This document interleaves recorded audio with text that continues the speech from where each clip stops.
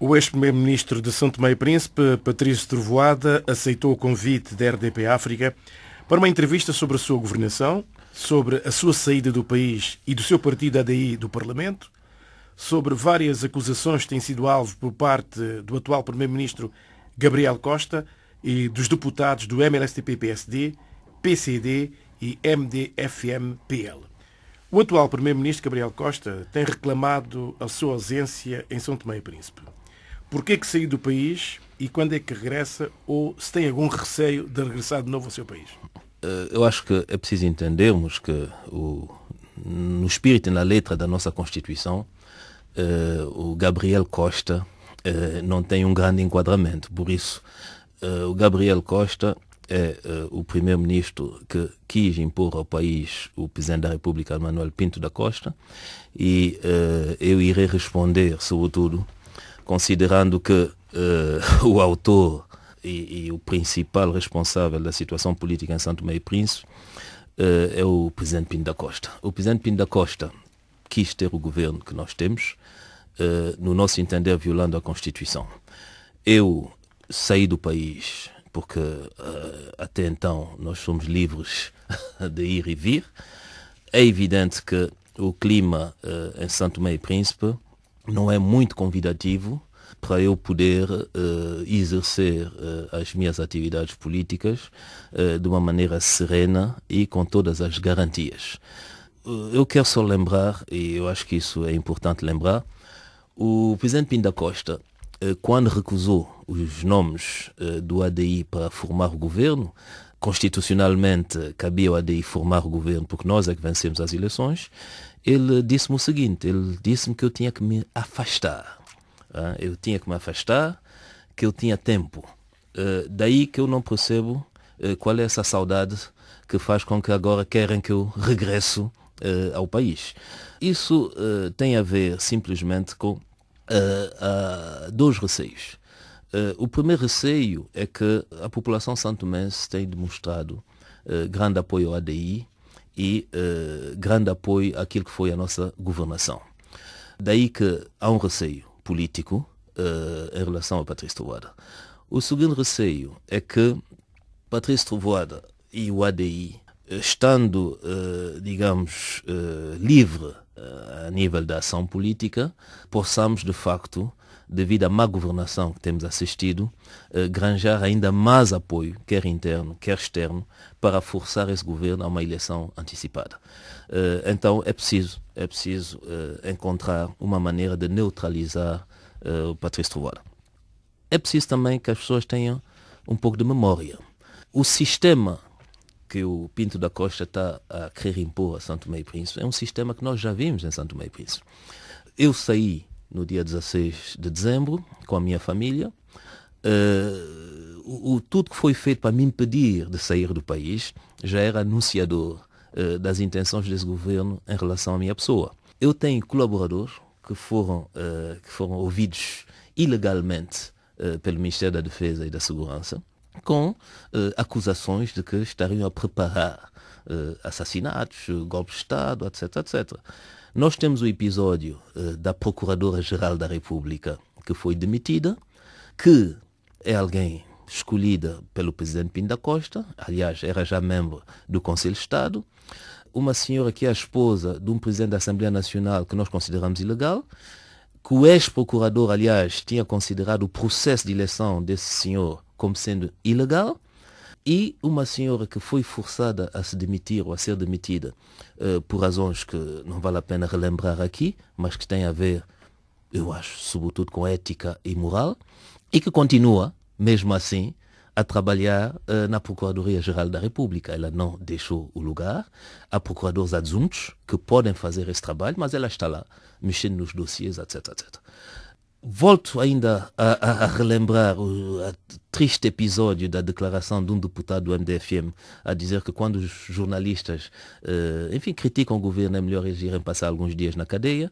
Por isso, nós não estamos realmente a presenciar um Estado de Direito Democrático. Estamos, sim senhor, num país que está com uma deriva autoritária, em que os autores são os mesmos do regime único, Pinto da Costa, e o seu ministro da Defesa, que tem um passado também muito conhecido pelos santomenses, quer ao serviço Pinto da Costa, quer ao serviço Fradique Menezes, nomeadamente quando ele levou o ex-presidente Fradique Menezes até a acusar um chefe de Estado de querer, atentar à vida dele.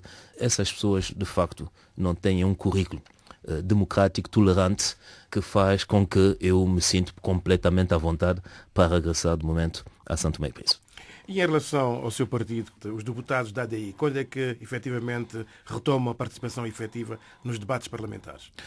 O ADI tem participado na vida política de uma maneira muito ativa, quando é possível, na comunicação social, através das redes sociais e através do trabalho político de contacto com as massas. A atitude dos deputados em não participarem nos trabalhos do Parlamento é uma atitude essencialmente política que foi tomada em protesto a uma eleição de um presidente da Assembleia e a uma moção de censura que foi completamente ilegal, violando o regimento da Assembleia Nacional. Daí que os deputados do ADI não reconhecem esse presidente da Assembleia Nacional, reconhecem o Alcine Pinto como deputado, como membro da Casa Parlamentar, com todos os direitos e as obrigações que assistem a todos os deputados, incluindo os deputados do ADI, que não perderam o mandato.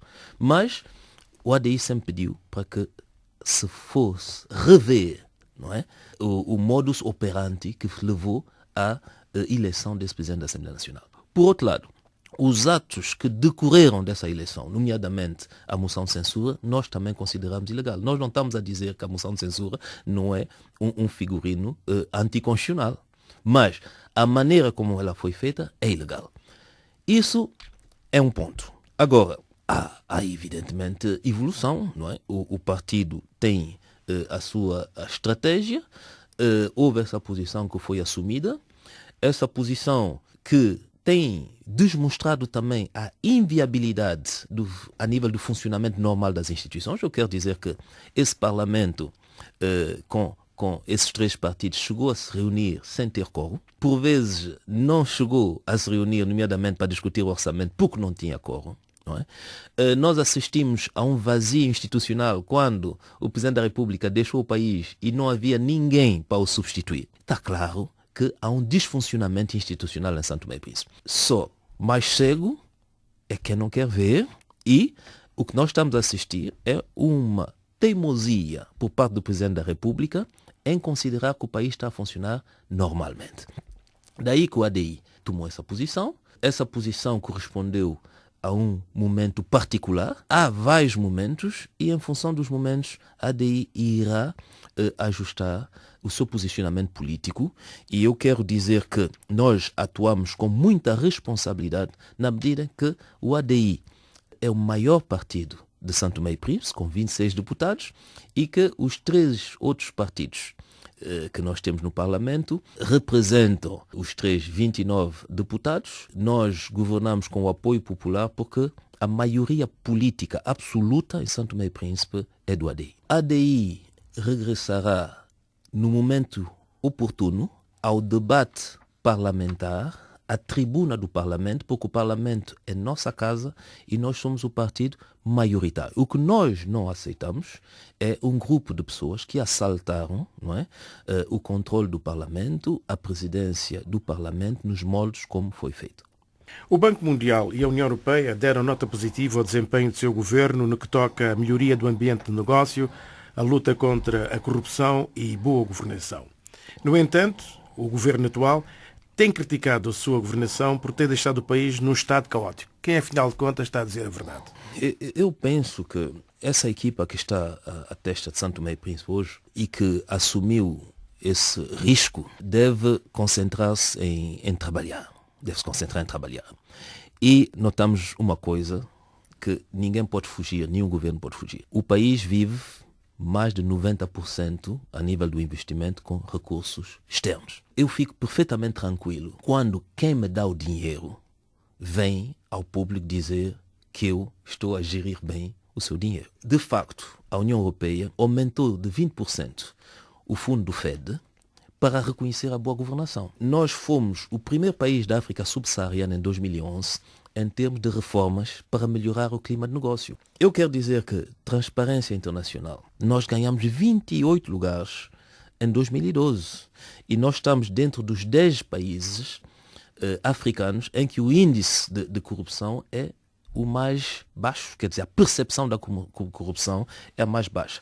Mas ainda, é preciso dizer que São Tomé e Príncipe, em dezembro de 2012, foi admitido no mecanismo que é o MIGA, que é um mecanismo de seguro de risco de investimento. Quer dizer que hoje os seguros dizem não, nós podemos de facto dar garantias em relação ao risco de investimento, que é a percepção que as pessoas têm que o governo é um governo sério, não é? E que o governo sabe onde é que vai, como é que quer desenvolver o seu país.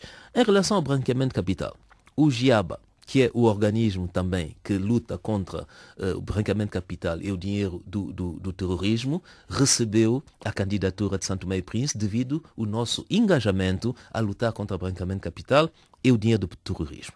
Por final, no que diz respeito às indústrias extrativas, São Tomé e Príncipe, de novo, foi admitido na iniciativa de transparência no que diz respeito à indústria extrativa. Bom, para além de uma inflação que baixou continuamente nos últimos 2 anos, para além de um déficit primário do saldo que está por volta de 3,2 durante esses últimos tempos que nós governamos o país, daí que eu digo, e para além das demonstrações populares de apoio ao nosso governo quando houve a crise, pedindo que se deixe o governo trabalhar, eu quero dizer que eu estou perfeitamente tranquilo quanto à maneira como nós dirigimos o país. Agora, o debate político é saudável, o contraditório é saudável, mas as pessoas têm que falar com responsabilidade.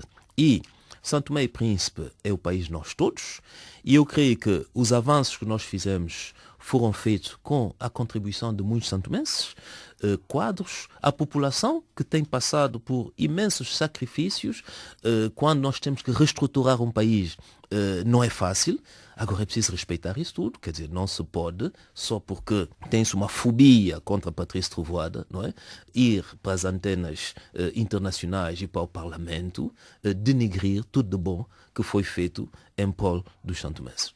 Por que a ADI insiste tanto na realização das eleições legislativas antecipadas, quando em São Tomé e Príncipe se diz que há dificuldades em realizar eleições porque o seu governo terá usado um fundo de contrapartida do governo japonês destinado a financiar eleições? Isto, comentário é que isso lhe merece.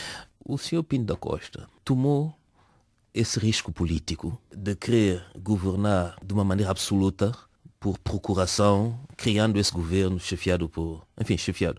Eu não sei se é chefiado, mas enfim, esse governo do Gabriel Costa. Eu penso que está mais do que claro. O senhor Pinto da Costa sabe perfeitamente que, dando a palavra ao povo, ele ia perante um desastre político. Quer dizer, que dando a palavra ao povo santomense, o povo santomense, eu estou plenamente tranquilo, irá confirmar aquilo que já foi feito em 2010, que é votar maciçamente no ADI para dirigir o país. Nós estamos numa situação de crise. Nós temos que avançar. A única maneira de o país não perder ainda mais é de voltar a dar a palavra à população. São Tomé e Príncipe sempre realizou as eleições. Salvo alguns anos que houve dificuldade nas eleições autárquicas, mas as principais eleições legislativas e presidenciais foram sempre realizadas sem problemas maiores.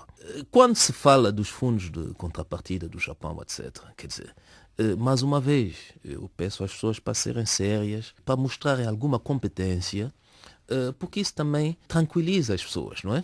E vir para as antenas dizer que o governo tirou, não. Nós, em relação aos fundos de contrapartida, nós temos, é um pouco técnico, mas nós temos os KPRs, não é? Os fundos de contrapartida, que eu saiba, até os primeiros dias de janeiro de 2013, o saldo devia ser do KPR, que corresponde a 2012, que é o KPR 2011. No Banco Central temos 33 mil milhões de dólares. Por isso, todos os anos há um KPR que corresponde ao donativo do Japão. 2008 está com dinheiro em falta, que eu saiba não é o meu governo, 25 mil milhões. 2009 deve haver ainda algumas coisas. Agora, é normal que todos os anos, quando o Japão dá uma ajuda, haja uma auditoria para saber como é que se gasta o dinheiro. Agora, eu posso tranquilizar os santomenses que há dinheiro do fundo de contrapartida, é preciso fazer uma... quando nós reunimos com os japoneses, o governo japonês, nós fazemos um balanço, pode haver uma outra coisa aqui em falta, mas eu creio que não corresponde à verdade. O que está em falta, de facto, e isso é bom também esclarecer, são cerca de 4 mil milhões de dobras que um deputado que, por sinal, é líder parlamentar de um partido que agora apoia o governo, nas suas atividades privadas, não devolveu ao cofre do Estado. Mas esse, como alguns, são os habituês dos desfalques do cofre do Estado, embora a Justiça tenha a reclamar esse dinheiro, mas nós sabemos também como é que está a Justiça em Santo Tomé e Príncipe, estamos sempre à espera que eles reponham o dinheiro no fundo de contrapartida. Ao longo dessa nossa entrevista tem falado muito do nome Pinto da Costa. E as suas relações institucionais com o presidente Pinto da Costa foram consideradas agora de pouco leais e pouco transparentes. E afinal, o que é que se passou enquanto se foi primeiro-ministro? Não, eu quero dizer o seguinte. Eu tenho uma carta escrita ao Sr. Pinto da Costa para lhe responder sobre as acusações que ele fez de falta de lealdade institucional. E eu hesito muito a mandar essa carta porque eu não quero complicar mais o clima. Toda a gente vê e percebe que eu incomodo o Sr. Pinto da Costa. Ele o disse-me a mim, desmostrou por tudo que ele tem feito politicamente, e eu penso primeiro aos santomenses e a possibilidade que nós temos de avançar de facto. Mas eu quero dizer que não corresponde à verdade. Eu sempre fui leal institucionalmente ao Sr. Pinto da Costa. O Sr. Pinto da Costa é que não foi leal com os santomenses. Ele foi candidato à presidência da República num quadro institucional de uma Constituição em que, de facto, lamento dizer isso, mas o presidente é muito um presidente corta-fita. Mas ele sabia. Ele sabia. Agora, ter sido candidato, dizer aos santomenses que ele está aí para a estabilidade, para ajudar o governo a governar, etc., e depois ser o mentor da instabilidade em Santo Tomé e Príncipe, quem faltou a lealdade, não só institucional, mas a lealdade aos santomenses, é o Pinto da Costa. Em todos os dossiês, eu sempre fui leal e, como eu digo, eu tenho que ponderar muito, porque são assuntos do Estado, não é? E eu sou um homem de Estado com responsabilidade, mas eu estou a ponderar, porque eu não posso deixar o Sr. Pinto da Costa usar e abusar dessas mentiras. O Sr. Pinto da Costa tem 75, 76 anos. O Sr. Pinto da Costa foi o primeiro presidente da República de Santo Tomé e Príncipe. O Sr. Pinto da Costa foi eleito de novo presidente em 2011. Eu respeito essa eleição, foi uma eleição legal.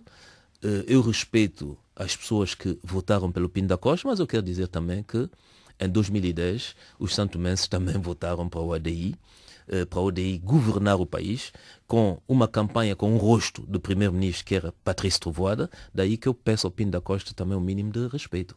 Patrício Trovoada tem feito diversos contactos desde que deixou o país, não só no âmbito político, como também económico-financeiro e mesmo empresarial, aqui em Portugal, noutros países europeus, nas Américas, na Ásia e África.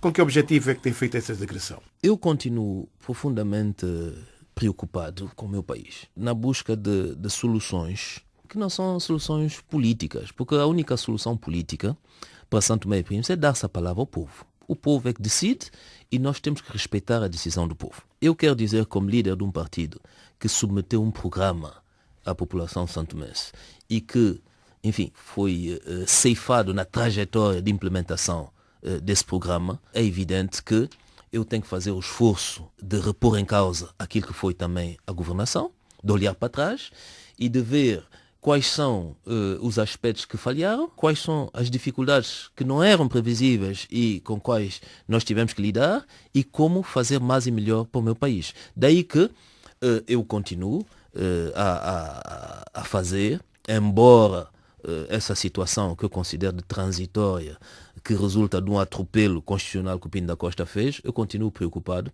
e a promover Santo Tomé e Príncipe. Porque se nós olharmos para frente, o nosso país necessariamente tem que se transformar numa plataforma de serviço logístico, turismo, financeiro em direção ao Golfo da Guiné. A África tem estado a progredir de uma maneira extraordinária. É uma oportunidade. E em Santo Tomé e Príncipe, nós estamos a perder tempo e nós estamos a sair do mapa. Durante 2 anos e meio, nós estivemos a pôr o país no mapa. Nós estivemos a promover, a explicar às pessoas qual era a vantagem competitiva e comparativa de Santo Tomé e Príncipe estando no Golfo da Guiné. Eu não quero que as pessoas esqueçam-se disso. Daí que eu viajo, tenho contacto com meios universitários, tenho contacto com meios empresariais, meios financeiros, e eu continuo a promover o meu país e soluções para o meu país. Nós temos uma grande dificuldade, que é a questão da energia. Eu tenho estado, de facto, a estudar essa situação. Nós temos a política de saúde, não é? Que é uma das nossas grandes preocupações.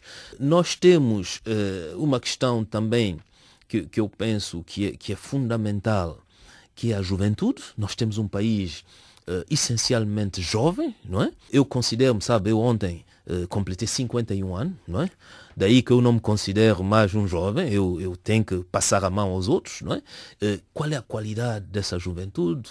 Formação, ambição, capacidade de sonhar. Bom, isso tudo são coisas que me preocupam. Volto a aconselhar o Pinto da Costa que a melhor saída para ele, que ele tem um mandato que vai até 2016, é de facto convocar eleições antecipadas. Eu não peço a Pinto da Costa para pedir perdão aos santomenses, mas para ele reconhecer, como é normal, que ele errou, que a estratégia dele não resultou e não tem resultado, e voltar a pôr, de facto, a bola no centro e deixar os santomenses decidir qual é o campo que deve governar Santo Tomé e Príncipe. Eu não posso deixar de fazer essa pergunta porque volto de novo ao governo que acusam ter gasto muito dinheiro do Estado nas viagens, mas continua a viajar sem dinheiro do Estado. Eu continuo a viajar sem dinheiro do Estado. Como eu digo, sabe, a promoção da imagem do país é fundamental. As pessoas têm que saber onde é que está Santo Tomé e Príncipe, o que é que Santo Tomé e Príncipe tem a dar ao mundo. E a política da mão estendida, do pedinte, já não resulta. E não resulta porque o mundo mudou. O mundo mudou. E, infelizmente, os países têm muito mais outros pontos de preocupação do que Santo Tomé e Príncipe. Eu continuo a viajar e sabe, eu fiz as contas. Eu acho que, enfim, Natal já passou. Eu espero que o próximo Natal Gabriel Costa não seja primeiro-ministro, mas eu vou lhe oferecer uma máquina de calcular. Para ele perceber que as minhas viagens per capita, quer dizer, custaram uma ninharia. Uma ninharia. As viagens do Patrício Trovoada, primeiro-ministro, custaram ao Estado, em média, cada viagem, qualquer coisa como 6.000 euros. Essas viagens tiveram resultados. Se nós olharmos para tudo aquilo que foi dito em relação aos organismos internacionais, tiveram resultados. Se nós olharmos, de facto, o interesse dos investidores, tiveram resultados. Se vamos olhar a estatística, quantas empresas estrangeiras visitaram Santo Tomé e Príncipe? Quantas delegações visitaram Santo Tomé e Príncipe? Quando nós olhamos que eu fui o primeiro chefe de governo africano a ser recebido no AFRICOM, que é o Comando Americano para a África, em Stuttgart. Quando nós olhamos a África, com todos os problemas de insegurança, pirataria no Golfo da Guiné, insegurança no Mali, na Guiné-Bissau, a crise que houve no Maghreb, ser o primeiro-ministro de Santo Tomé e Príncipe a primeira alta personalidade política africana a ser recebida no AFRICOM pelo general Carter Ham para discutir da segurança em África e apresentar a visão, mas para discutir a segurança da África e a visão de Santo Tomé e Príncipe, o conceito de defesa que Santo Tomé e Príncipe tem para o Golfo da Guiné, eu acho que é uma honra para os santomenses. Que isso incomoda o ego do Pinto da Costa e de alguns, o que é que eu vou fazer? Não posso fazer nada contra isso. Agora, que isso leva à destruição de um país é grave. Que isso leva à instabilidade é grave. Que leva à crítica, ao debate político, ao contraditório, tudo bem, mas a instabilidade, por Santo Tomé e Príncipe na situação em que está, em que só agora se vota um orçamento que, ainda por cima, tem cerca de 25% de recursos que não existem, uma fantasia, é grave. E eu lamento isso. Agora, eu peço ao Pinto da Costa para não deixar o país afundar-se mais. Como é que explica o facto de ter sido por 2 vezes Primeiro-Ministro e os seus respectivos governos nunca terem chegado ao fim? Aliás, desde a Segunda República, São Tomé e Príncipe já teve 18 governos e nunca nenhum chegou ao fim. A que se deve a isso? E o país aguenta esta permanente instabilidade governamental? Sim, eu fui Primeiro-Ministro 2 vezes, mas desta vez eu fui Primeiro-Ministro, que se calhar o único Primeiro-Ministro da República Democrática de Santo Tomé e Príncipe, que aguentou o tempo que aguentou com um governo seu, exclusivamente do seu partido, e um governo que não tinha maioria absoluta com menos 2 deputados. Daí que eu acho que havia aí uma evolução, que é, os partidos em 2010 disseram que coligações já não funcionam. Então é preciso que cada um vá sozinho, os grandes partidos, e que quem ganha as eleições governe. 26 deputados, já há muito tempo não se via um partido não coligado a ter 26 deputados em São Tomé e Príncipe. 26 deputados, um governo com caras novas, que fica 2 anos e 3 ou 4 meses a governar, com um presidente da República, aliás 2, Fradique Menezes e depois Pinto da Costa, que não são oriundos do mesmo partido que o governo, eu acho que foi um grande exercício e uma grande vitória. E o país estava, de facto, numa trajetória no sentido de estabilizar, digamos assim, a situação política. E por que esse governo aguentou? Esse governo aguentou devido à base popular. Quando eu vejo sindicalistas hoje, responsáveis centrais sindicais, dizer que o primeiro-ministro mente, Sr. Gabriel Costa, é muito grave. Nós aguentamos, contrariamente àquilo que se dizia, através, de facto, de quê? De uma aproximação aos stakeholders, quer dizer, não só à população, mas aos sindicatos, etc. Um diálogo construtivo. Há uma classe política que tem que ser reformada. Essa classe política tem que ser reformada com honras e os privilégios que a República pode dar, mas tem que ser reformada. Ela não pode continuar a bloquear o nosso país. Eu não pretendo governar para o ADI. Eu pretendo governar para todos os santomenses, para o progresso do meu país, até onde realmente a minha legitimidade o permitir. O que nós assistimos hoje em São Tomé e Príncipe, e aí é que é o receio que o Pinto da Costa tem de eleições antecipadas, é que hoje há um vazio. Há um vazio. Quer dizer, essas pessoas só representam aquilo que elas são. Quando o Parlamento fica horas e horas aí em diatribes e insultos, etc., a maioria de santomenses muda de canal, apaga a televisão. Quer dizer que os santomenses já estão numa outra situação, numa outra perspectiva, que o Pinto da Costa e os seus não perceberam. Eu estou convencido que, a seguir as eleições legislativas, as coisas vão mudar e nós vamos arranjar ainda mais estabilidade. O grande problema é uma classe política caduca, com maus hábitos, até diria com vícios, e que, bom, ainda estão a tentar aguentar-se. Mas eles vão ter que perceber que o lugar deles é na reforma. É verdade que não há líderes, mas por quê? Porque a maioria dos políticos santomenses, não é? São pessoas com muitos jogos de cintura. Não têm a verticalidade. Fez com que deixaram-se andar assim para frente e perderam crédito. Hoje, há poucos líderes. Eu sou um dos líderes em São Tomé e Príncipe. É uma realidade. E eu sei que isso assusta as pessoas. Mas temos que avançar. E o que se passa hoje é que nós temos pessoas que só têm como visão a política da barriga. Quer dizer, o poder que é só materializado por benesses. Disse há pouco que tem estado fora do país, a projetar o país, mas a verdade é que a atual governação, o atual governo, pouco tem feito no sentido de contactos internacionais fora do país. Inclusivamente, o Primeiro-Ministro já passam 3 meses, ainda não fez uma grande viagem de Estado, nem tampouco o Presidente da República, que tem tido até, inclusive, a dificuldade de deslocar a Angola. No que diz respeito à África, a África está a evoluir.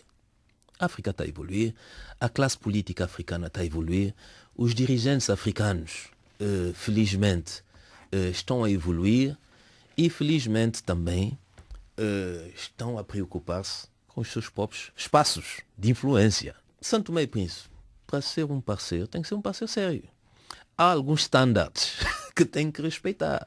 Isso é que os dirigentes santomenses não perceberam. Quer dizer, o Pinto da Costa, com essa atitude, auto-excluiu-se dos padrões internacionais e africanos. Quer dizer, a África está cansada de instabilidade. Para além disso, a diplomacia que tem sido desenvolvida é uma diplomacia, de novo, de pedintes. E aquilo que é mais grave ainda, para criar instabilidade em São Tomé e Príncipe, para derrubar um governo. Não basta só derrubar o governo, é preciso saber o dia de depois. Ora, esse dia de depois foi construído numa ilusão de que o Pinto da Costa, deitando abaixo Patrício Trovoada, quer dizer, a terra inteira ia se virar para o berço de Pinto da Costa e despejar milhões de dólares. Quer dizer, isso é uma irresponsabilidade. A verdade é que as economias mundiais, os países hoje, querem estabilidade, querem visibilidade, querem credibilidade. E toda a gente ficará à espera da clarificação da situação política em São Tomé e Príncipe. Não é? Quem é Gabriel Costa? Ele representa o quê? Ele representa quem? Quem é que ele elegeu? Quanto tempo de vida tem o seu governo? É evidente que as pessoas colocarão essas perguntas e ficarão à espera. Pinto da Costa. Quais são os poderes constitucionais do Pinto da Costa? As pessoas sabem perfeitamente que quem é que dirige a política econômica do país? É o governo. Quem que assina contratos? É o governo. Quem dirige a política de defesa e de segurança do país? É o governo. Quem é que digita os embaixadores? É o governo. Quem é que nomeia as chefias militares? É o governo. Então, Pinto da Costa vai representar o quê? Um indivíduo que atropelou a Constituição? Mas vai ser com muito cuidado que os países vão tentar observar quem é esse senhor que vem, sobretudo, pedir ajuda sem contrapartida. Daí que, do ponto de vista internacional, a situação está bloqueada. Esse orçamento que surge quase no mês de abril, cerca de 25% desse orçamento, das receitas, não existem. É uma ilusão. Para além disso, um governo que há 3 meses só está a fazer caças à bruxa, está a destruturar completamente a administração. Eu quero dizer que em 2 anos e meio, os diretores do ADI representavam só 17% da administração pública. E em um mês, esse 17% foi reduzido a 0. E que agora a caça à bruxa vai até aos diretores com cor políticas do MLSTP, etc., mas que se mostraram leal com a minha administração. Quer dizer, eles estão a quebrar até a máquina administrativa. Eu quero dizer que, se calhar pela primeira vez que eu falo da situação política em São Tomé e Príncipe, desde que eu deixei de ser primeiro-ministro, mas eu quero que as pessoas entendam que do meu lado estou tranquilo, não há rancor, não há espírito de vingança, não há mágoas. Eu sou um político. Na política é preciso saber ganhar, é preciso saber perder, mas há uma grande frustração, um grande cansaço por ver que, de facto, o povo santomense hoje está a sofrer, mais uma vez, da ambição desmedida e irresponsável de um homem, Pinto da Costa. Não é? Esse homem regressou ao poder depois de 20 anos. É uma oportunidade única que ele teve de poder agir de uma maneira diferente. Este homem tinha como primeiro-ministro o filho de um suposto amigo dele, Miguel Trovoada, que ele pôs na cadeia 2 anos, sem culpa formada. O filho, oriundo de uma família que ele contribuiu a destruturar, como muitas famílias santomenses. Eu acho que o Pinto da Costa tinha aí uma oportunidade de aparecer como um outro Pinto da Costa e de fazer bem, e eu disponibilizei-me a fazer com que o mandato Pinto da Costa seja um mandato de sucesso para o bem de São Tomé e Príncipe, para a história, colaborando na lealdade, ajudando ele no seu papel de Presidente da República, eu no meu papel de chefe de governo, a transformar São Tomé e Príncipe num país moderno, mais democrático, mais aberto, mais justo. Ele perdeu essa oportunidade. Bom, é uma opção que ele fez sozinho, ele tem que assumir as responsabilidades. Hoje, eu peço ao Pinto da Costa para voltar a dar a palavra ao povo. É a maneira a mais tranquila também para ele poder sair desse mau passo em que ele se meteu. E eu quero pedir também um pouco de elevação de debate. Quer dizer, nós somos todos santomenses. Eu não reconheço o governo Pinto da Costa, eu não reconheço essas pessoas, mas são santomenses. Quer dizer, e a imagem que estão a dar do país é lamentável. É lamentável, eu sinto-me envergonhado como santomense de ver essa maneira como eles têm de fazer política. E isso tem que parar. Eu estou disponível, eu não sou perfeito, eles não são perfeitos, mas estou disponível. É preciso que nós possamos encontrar uma saída para o nosso país e realmente o povo santomense é um povo bom, nossa cultura, nossa dignidade, nossa verticalidade não pode continuar a ser, enfim, insultada pelos comportamentos desse grupo político que hoje está a governar São Tomé. E para fechar mesmo, uma mensagem de expressa ao povo santomense? Sim, eu sou otimista, eu acho que o nosso país tem futuro. Nosso país tem futuro e é por isso que eu continuo na luta política. Os santomenses têm uma grande capacidade de encaixe, um bocadinho à semelhança dos portugueses, mas eu quero dizer também que o elástico não pode ser esticado de uma maneira sem limites. Os santomenses têm que perceber que quem irá resolver o problema de São Tomé e Príncipe são os próprios santomenses. E eu peço a toda a gente, na paz, na disciplina, mas na grande determinação para nós tomarmos conta do nosso país e do nosso futuro. Obrigado pela sua entrevista.